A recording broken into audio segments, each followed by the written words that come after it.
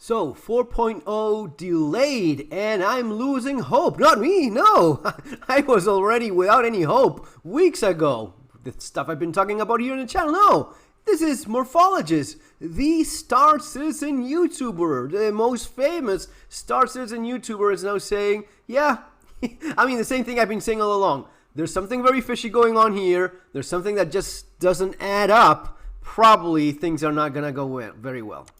By now, you guys have probably already heard the news. The next big patch for Star Citizen 4.0 with Pyro, the new star system, and server meshing has been delayed once again. And this won't be a surprise to many of you long-term backers who have developed a healthy sense of pessimism like me.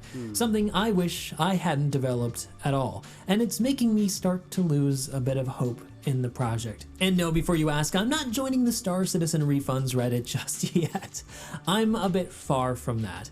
I've not lost all hope in the project, but with the CitizenCon last year that I attended, having so much hype in it, with all the features they showed off, getting us excited about what was... You have to understand, at some point, any adult that is not a complete idiot understands, oh, now I get it. Now I understand what you're doing. You're pretending to develop a game. You're doing the bare minimum by law, by your lawyer's advice. I mean, these are lawyers that they have that are already dealing with lots of these litigations and problems with they're being sued.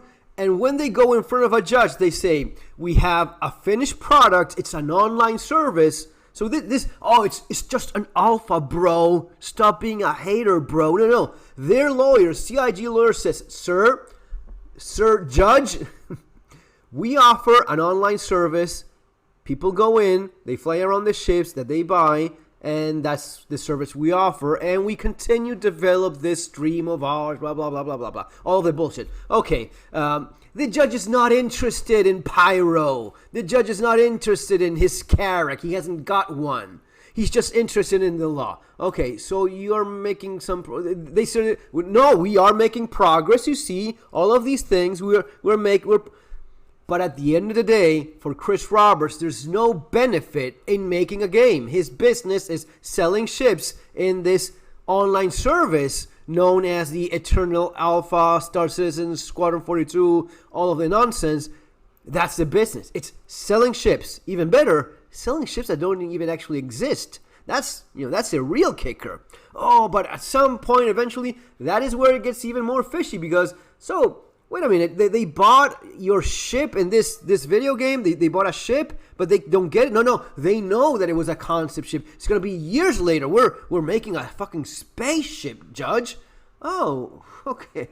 All right, but the game is actually being developed, right? We have thousands of employees. We bought a brand new office. We bought another company. Yes, of course.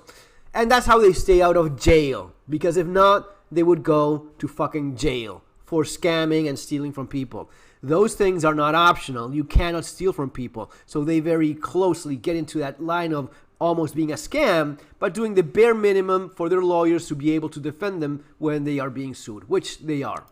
Coming and talking about how it was going to come in the next 12 months, it's hard to stay excited when they've delivered maybe 50% of what they talked about. He's so generous. Even the hangars are shit. If I'm being generous. What we've had so far in 2023 is the 3.23 patch. That's what we've got delivered to the live environment, and it contained mostly Squadron 42 polish, which is great and much needed, but ultimately not gameplay that transforms the experience of Star Citizen into something that's more like a game. And this is not coming just from me, guys. This is coming from Richard Tyrer, the now head of Star Citizen's development. When I look at Star Citizen itself, it's a concatenation of a lot of features and a lot of content. I want it to be a cohesive experience that is all tied together. Now don't get me wrong, we have a lot of gameplay already in the game. No, you don't. But it's in isolated pockets. But I want the connections. I want the... It's not only that, no you don't. You actually ruined the little gameplay that made many of us stick around in spite of all of your scammy crap. At least we were able to fly around and enjoy our overpriced ships. That is dead now with master modes. So you killed I mean, the most stupid move ever. You killed the only thing we could defend. Us. Those that would defend you from any stupid crap you pull. Any greedy shit you... Well, the ships are fun to fly. Well, they're not anymore. And you fucked up the inventory. You fucked up the hangars. You fucked up the cargo hauling.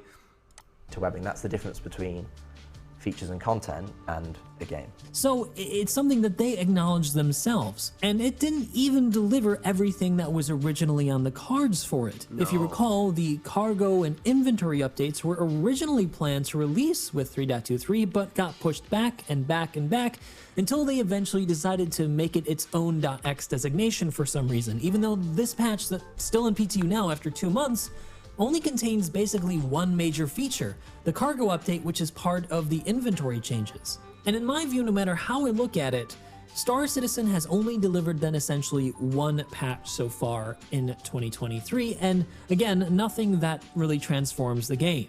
So where then is the acceleration? I disagree. It transforms it for the worse. Master modes, inventory, it's all for the worse. Development that we expected this year from teams switching over from Squadron 42 to Star Citizen?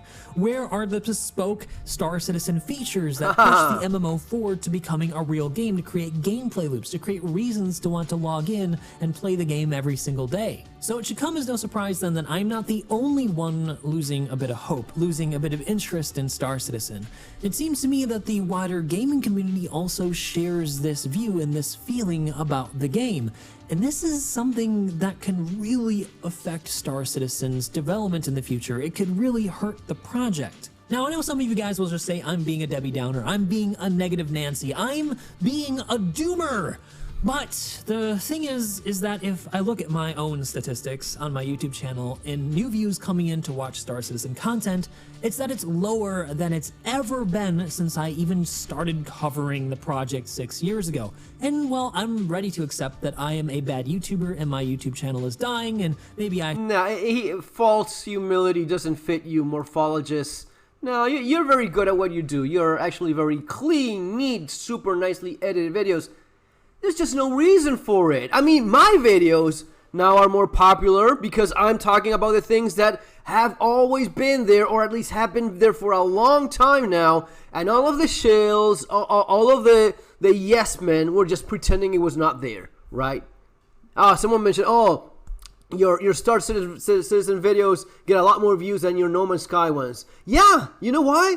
Because there's a lot of people that got fed up of all of this crap, all of this shilling, all of the, it's just super, Mac Bros and Board Gamer. I mean, it is nauseating. Have you seen a Board Gamer video lately?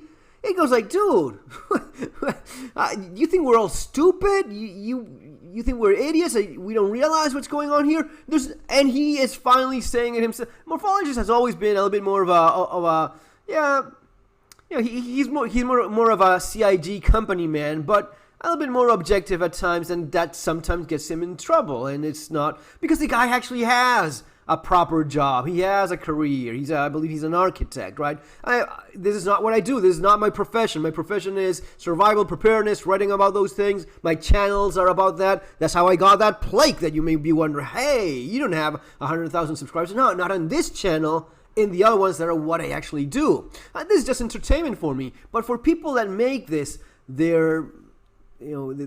make a living out of it, they have to keep on shilling, because if not, CIG closes those doors, stops giving them. It's not just the referral, which I have myself, and I honestly now have it just to screw around with the people that get angry over it. I'm not even playing Star Citizen much. How can you even play it in the state it is in, right? Hey, maybe if I get a ship eventually with, I don't know, 1,000 referrals or whatever it is, would I even fly it? I've already had those ships and you don't even use it. There's nothing for you to do with them. There's nothing for you to do even with the ships that you actually bought with real money or the ones you earned in game. What are you even talking about? Come on. And maybe I should just quit. If I look at the CCU game, which covers data collected from the Star Citizen website, it seems like it's also matching my statistics in new citizens. Now, if you just look at it for funding, you might be deceived into thinking that Star Citizen is doing very well this year. The funding is covering up the issues with adding new developers to the game to help accelerate the project's development. But if you look at new backers, well, you'll realize that there's far fewer new people coming in since 2020. And those smaller numbers are spending more and more money on the project to keep it going. Which is why CIG have been pushing more and more ship sales to try to cover the losses in new players. The point of this exercise is not to create a video that brings people down about Star Citizen, that makes it feel like things are going in the wrong direction. Instead, what I'm But they are. Why would you lie to people? Why would you pretend things are different from what they are? If CIG is showing their true colors, so be it. I wish it wasn't the case. I wish we actually had a game to enjoy. I wish that they wouldn't even be doing this video. It would be doing a video about how awesome this new thing is. Oh, I'm making my base. You know, stuff you do in No Man's Sky, for example. Not this crap. But hey, it is what it is. Trying to do here is try to help create a real sense of urgency with getting Star Citizen to a better point for CIG. That the feeling that I have, and that perhaps some of you share, is not an isolated feeling, that it's something that needs to be addressed by real changes in Star Citizen's development to help the project succeed. And 4.0 being pushed to the end of the year is going to be a massive blow to morale for at least my community and me personally. We know from the history of Star Citizen releases that Q4 release patches are almost always released live the following year, at least in Q1, worst case scenario, Q2. Meaning that if we go by history, 4.0 is probably not coming out to live until next year, Q1 or midway through 20. I'm calling it now. If you see 4.0 Pyro Q4 next year with a international space thing that they care so much about because that's their big ship selling, why would they even bother doing this in Q1, Q2 Morphologis? Why would they even bother? They've already missed one deadline. They might as well push it for the next one and still get the a little bit of money here and there, a new ship here and there. Oh, this is going to be the biggest patch ever on 4.0. No, it's for 2.25, I guess. Why would you, so it's not gonna be next year. They've never, because they take these breaks, they go on holidays, they start scratching their balls. Chris Roberts is still screwing around in his yacht.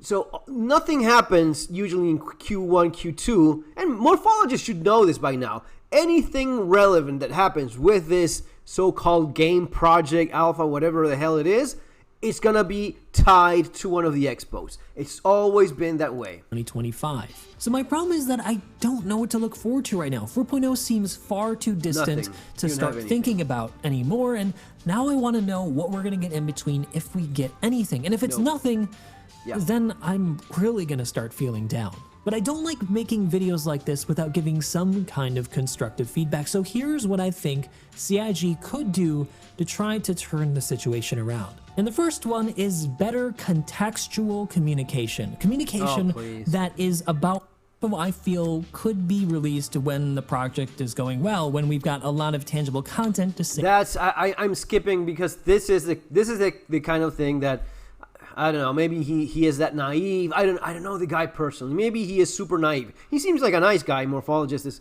this dude.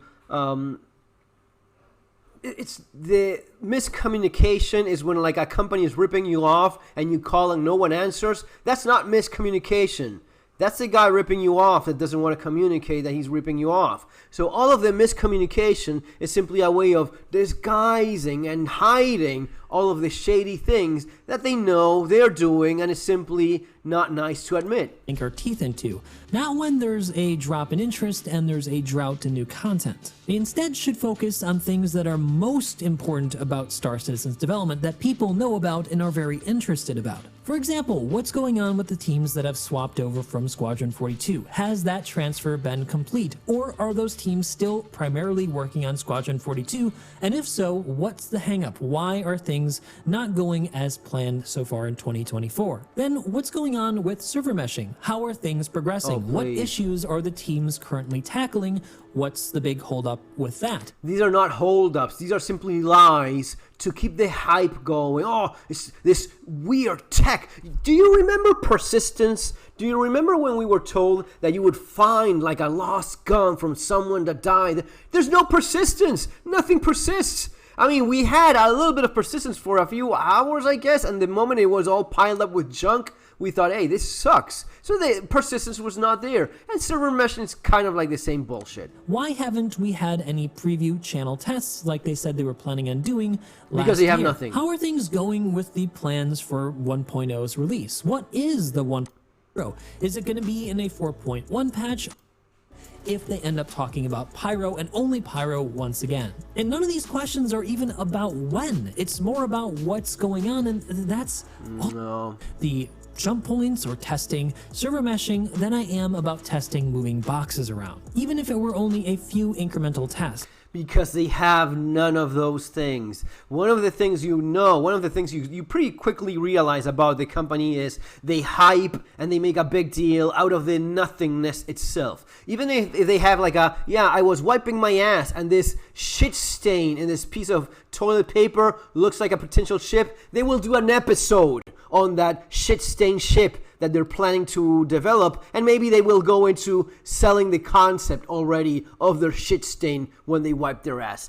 That's how they operate, because anything they have, they show 1,000 times year after year, making a huge deal out of nothing. There is no other hitting thing that they haven't shown. It would have been way more to be retweaking stuff a little bit. What I'm saying here is if they can sprinkle in some more tangible stuff that we can get our hands on before we can get that big update, alongside some information about why things are taking longer, I believe it would keep people at least a bit interested until you do the full release. You don't want to know the truth. The simple matter is you don't want to know the truth, because the truth is very uncomfortable. The truth is that they try to do the minimum amount possible so as to stay out of jail, because if not, it would indeed be a scam. So they do the minimal amount of work possible so as to pretend they are developing a game and they're advancing something each year, but at the same time only focusing on hyping, advertising, and mostly selling ships. That's what makes them money. That's what the company is about. We have to understand that the miscommunication is part of the business model, which is pretend, talk about, let people dream about what they will do one day, but not actually do it. That's wasted money. It's not a video game developer company. It's a ship selling company. Obviously releasing for game again like it did last year, given the lack of delivery. The best they can hope for is to try to sustain it, and the way that I see them being able to do that is by talking about a release for Squadron 42, not that it's making progress, and by talking about the future of Star Citizen beyond the 4.0 release. Talking about what 1.0 looks like, what a let's stop it here. Look, this is very simple, and this is big boy conversation. This is adults conversation. This is for men. All right, if you're not an actual grown up adult, if you're not a grown man, this will offend you. But let me explain you a few matters of life. I think Morphologis is quite a bit younger than I. Anyway, everything has a beginning, everything has an end. This too shall pass. There was a famous ring that had that engraved. This too shall pass. CIG shall pass as well. When will it pass? I don't know. I have no clue. I will tell you right now. Every single thing you can think of has a beginning and has an end. Every single company, even those that seem like immortal, it would never end. This, the Yahoos, right? Those Alta Vistas, right? Lycos. Well, all of these things that seemed immortal, they eventually finish. And the same will happen with this. And giving. That is not exactly a clean-cut, successful model of how you run a video game developing company. It's in fact more of a very shady, very profitable, not successful, but because the way I would think of success, it's not what they are doing here, but they are profitable. They're making a lot of money. So if you measure success by how many millions you made, well, I guess it would be, yes, for Chris Roberts, this has been very successful. I would even argue that if he really had the balls to go all in and actually try to make the game he talked about for so long and then started pretending to be working on for so many years, I think he would have been even more successful. But that's not this man. This man saw the money and he ran to the bank. I'm not blaming it. A lot of people would probably do that. I would probably have gone full, balls to walls, all in. I'm making this shit happen. Going the No Man's Sky route, right? Going this is our dream. We're not quitting on this shit. This is going to happen. We will have this game and it's going to be awesome. But he saw that he could sell ships that he wasn't even working on. He saw that people would just go like, take my money. And he took it. And he took it again, and then he took it again, and then he bought a mansion, and then he bought a building, and then he bought a boat, and then he realized that he could keep on making more money by not making the game and just keep on focusing on selling ships, and he hired people that specialize on monetization and selling ships and not making video games, and that's why we don't have a fucking video game. Okay, guys? That's simply the grown-up conversation that we all need to have, and finally, for once and for all, admit that that's the way it is. If this hurts your little tingly little feelings, if you're going to be white knighting because of this, if you're going to cry over in Spectrum about the mean YouTuber survivalist that is telling you things that are not... I'm so sorry for that. That's on you. But that's the way it is. There's really no other mystery here. See you next time.